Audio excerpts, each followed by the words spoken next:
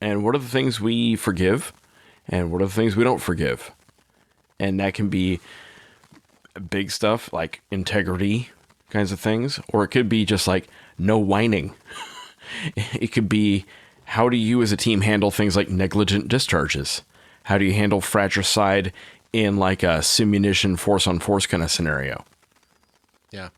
What do you do about it? Right. One that comes to mind is like shit talking. Like, Yeah. how do you handle, like, if you start bad mouthing someone and they're not in the room, or you bad mouth another team or another agency, a way that someone else did something, right? Like, how do you handle that? And it doesn't have to, like, this is the written and the unwritten thing is, does that mean like you remove someone from the process or kick them off the team? No, it's not necessarily about that. It's also just, what do you tolerate? And like, culturally, we can be like, nah, dude, that we ain't about that. Like, to think that we can't make a mistake like that tomorrow or the next day is absurd. Yeah. So be careful with that. And, there are things you can fix and things you can't.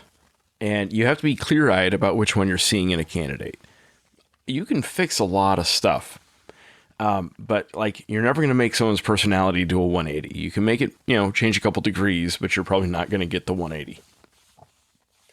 Yeah. And I think having a sober look at this is important, because you want to be careful about limiting your pool of potentially really good applicants for silly things. Like, I want our shooting qualification to be like really, really hard, or our PT test to be like really, really hard, because PT is important and firearms is important.